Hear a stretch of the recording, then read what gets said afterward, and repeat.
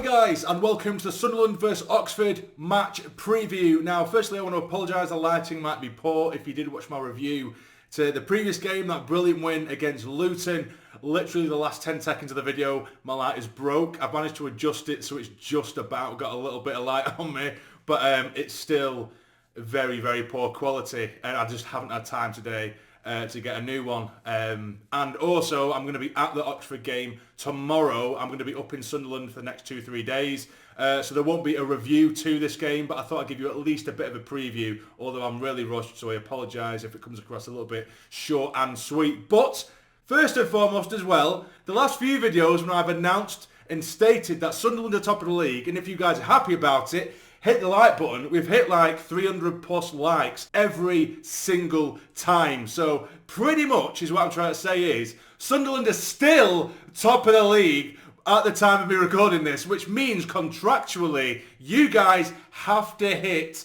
the like button. So please do it for me. That'd be massively, massively appreciated. But anyway, enough of the small talk. Let's get into the preview. So we take on Oxford. Oxford recently, they've drawn their last 5 games, which sounds ridiculous on paper, but if you look at some of the teams they've come up against, they've been to really good teams. You know, Luton, Burnley, Portsmouth away. So they're really difficult teams in there. So they've shown that they can stand their ground and they can sort of withstand pressure. But one thing I have noticed with Oxford, although their last win wasn't since I think it was mid-September against Stoke, who have struggled in pieces as well. But still, obviously, that's still a very good victory either way. However, I've noticed that they concede a lot of chances. Generally, they concede a considerable amount of chances. And I think in the way that we do play, that we could get a handful of chances ourselves, or at least a good few, you would like to think. You know, if you have a look at the last few games they've played, generally they concede 18, 19, 20 odd chances, and they'll make 10 or 11 of their own, which of course is a statistic, doesn't necessarily always matter. I'm going to have seen them play anyway. They're a very mixed bag. Like there's some teams that will give you the high press, some will just be direct, a bit like Luton. They are somewhere in between. They could do a little bit of everything. So it's going to be difficult what to try and predict from this Oxford side. However, recently, the young lad Dane Scott up top, who I've been a big admirer of for a few years now, he's starting to come into a little bit of form. He's been bagging for them. I think he's got a couple in the last couple of games as well. So he's one to keep an eye on. But I think if we have the likes of Mepham and O'Nien, I'd like to think we'd have enough there to keep them at bay. In terms of who I think or who I would like to see start, apologies again, is a bit of a rush video this one, so there won't be any graphic done for you. But I do believe we're going to go unchanged. In fact, no, I lie, sorry. I think that Brown will drop back to the bench and Roberts will come back on the right-hand side. Personally, I would like to see Roberts start. I think he is far too good a player to be sitting on the bench. I understand why he would get dropped because Rigg has been so unbelievably good. However, he might think, okay, it's getting to the point of the time of year now where we're going to be playing 3 times a week pretty much. And he's a young lad. He's going to need a break. However, he just doesn't look like he's slowing down, Chris Rigg. He's an absolute phenomenon, 17 years of age, he doesn't look like he's tiring at all. It doesn't look like it is decreasing at all. It's getting better and better with every game. Every aspect of his game is getting more well-rounded with every game. So I can't see him dropping Rigg either. I just think he'll bring Roberts back into the fray. Against a team, like I say, with Oxford, they concede a lot of chances. Although in saying that, one of Roberts' comments, as I mentioned in the last video, at least this is what Regis Labrise did tell us in the pre-match to the Luton game. He said that Roberts was struggling with the fact against Hull when he had so many opportunities one-on-one. He didn't really know what to do. It was like he was struggling. When he's used to just having, as again I mentioned in the last video, he's used to having so many men doubling up on him, tripling up on him, and he likes that fight of trying to wriggle in between players in close compact spaces, whereas the Hull defender, the left back, would just say, right, come at me. And it was just him, and he just didn't have a clue what to do, Roberts. So maybe he'll stick with the Luton team with Rigg on the right-hand side, which he did kind of drift inwards, but he was largely a right winger against Luton. I prefer seeing Rigg in the middle. That's where he's at his best, and that's where he scored his goal against Luton. But I do think he'll bring Paddy back into the fray. Like I say, I can't see him dropping Dan Neil being the captain. I can't see him dropping Job, who's been fantastic this season as well.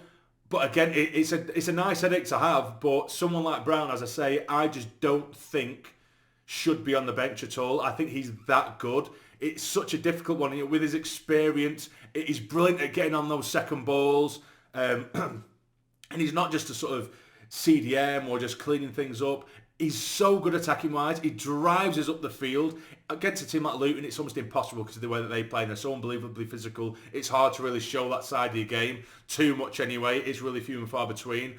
But when he's on form, when he's against maybe a lesser side, with no disrespect to Oxford, Brown could absolutely run the show going forward, and that's why I'd love to see him play. So it is a mixed bag. However, as I say, predicting, I think Roberts will start. I'd like to see Brown back in there, but again, it's such a hard jigsaw to make because I don't want Rigg on the right hand side, but I also want Rigg starting in the middle, and I also want Brown in the pitch, and I don't necessarily want to drop Job. If anything, I'd probably drop Dhannoo, which I know sounds cruel, and I would give him a bit of stick a few games back. But I think the one who's probably performing it the least at the moment is probably Dhannoo. I don't think he's been horrendous, but he hasn't been outstanding, if that makes sense. Of course, he has good qualities, but he still loses the ball very unnecessarily throughout games. He's got other qualities when he's nicking back, and he will play some great passes here and there. But he can be very, very wasteful. And it's a team like Oxford who can get a bit in your face as well. It would be nice to see us move the ball a bit quicker and with a bit more urgency.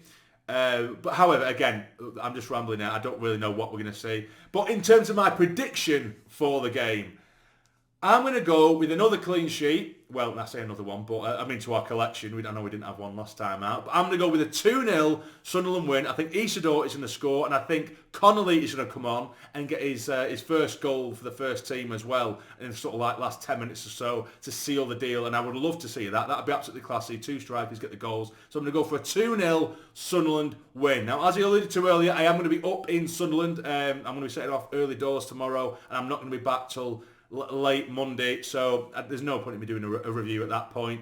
But I'm sort of celebrating my birthday. My birthday's on the Tuesday, so I just thought for the weekend prior, let's go up to Sunderland, let's have a laugh, let's see a lot of you guys, and hopefully watch Sunderland win and remain top of the league. But yeah, so that's pretty much it, guys. I think we're going to go with a 2-0 win. I'd love to take that. I'd like to take that. Hopefully it won't be anywhere near as difficult as the Luton game or the whole game. I'd like to think it's a team like Oxford who, again, they're a good football inside.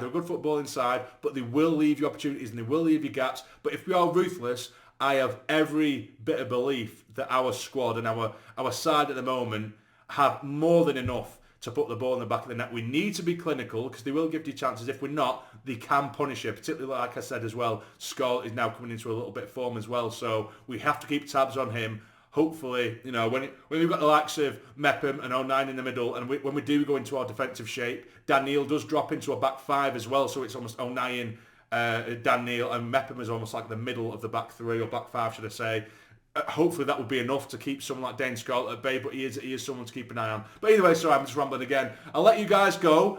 If you enjoyed it, like button. If you're happy Sunderland at the top of the league, hit the like button. If you're ready for more content, which, again, I know I do apologise that you're not going to get much content over the next sort of few days or week or so, but it is my birthday, so please let me off. But there will be much more Sunderland content throughout the season. If you're watching regularly, please hit the like button. Hit the subscribe button.